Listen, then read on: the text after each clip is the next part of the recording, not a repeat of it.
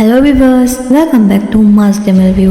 ஒரு நாள்னு சொன்னால் நமக்கு ஞாபகம் வருது 24 மணித்தியாலங்கள், ரைட்?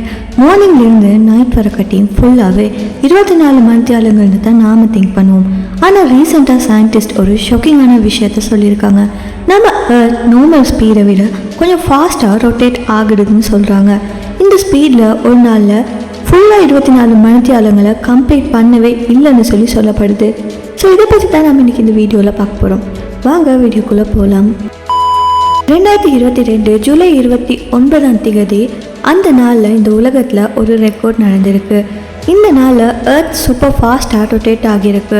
ஒரு ஃபுல் டே கம்ப்ளீட் பண்ணுறதுக்கு 24 மணித்தியாலங்கள் எடுக்கிறதுக்கு பதிலாக 23 மணித்தியாலங்கள் 56 நிமிடங்கள் 4.09 செகண்ட்களில் அந்த நாள் முடிஞ்சிருக்கு. ஸோ நார்மலாக இருக்கிற நாளை விட இந்த நாளில் 1.59 மில்லி செகண்ட்ஸ் தான் குறைவாக இருந்திருக்கு. ஜஸ்ட் மில்லி செகண்ட்ஸ் தானே, அதுக்கு இவ்வளோ பில்டப்பான்னு சொல்லி நீங்கள் கேட்கலாம். ஆனால் மேட்டர் என்னென்னா, டைம் மெஷர் பண்ணுறதுக்கான சயின்டிஸ்ட் யூஸ் பண்ணுற அட்டாமிக் கிளாக்கில் ஒரு மில்லி செகண்ட் இல்லைனா ஒரு நெனோ செகண்ட் கூட அவங்களுக்கு ரொம்பவே இம்பார்ட்டண்ட்டான ஒரு விஷயம். நமக்கு இது ஜஸ்ட்டாக இருந்தாலுமே சயின்டிஃபிக்காக இது ஒரு பெரிய நியூஸாக இருக்குது. ஓகே, இப்போ மெயின் கொஷன் என்னென்னா, ஏன் எர்த் இப்படி ஃபாஸ்ட்டாக ஸ்பின் ஆகுதுன்னு சொல்லி சயின்டிஸ்ட் இருக்குது நிறைய ரீசன் சொல்கிறாங்க. மல்டிபிள் ரீசன் இருக்குது. முதலாவது பார்த்தீங்கன்னா, ஆர்டிக் இல்லைன்னா அண்டார்டிக்கில் ஐஸ் மெல்ட் ஆகும்போது எர்த்தோட வெயிட் பேலன்ஸ் மாறி போகுது.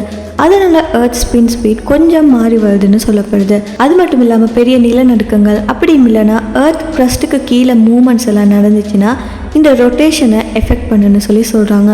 ஸோ இது போல் பார்த்தீங்கன்னா நிறைய ரீசன்ஸ் இருக்குது. எர்த் ஃபாஸ்ட்டாக ஸ்பின் பண்ணுதுன்னா அதில் என்ன பெரிய டீல் இருக்குது? ஏதாவது ப்ராப்ளம் வருமானு கேட்டிங்கன்னா ஆக்சுவலி எஸ்.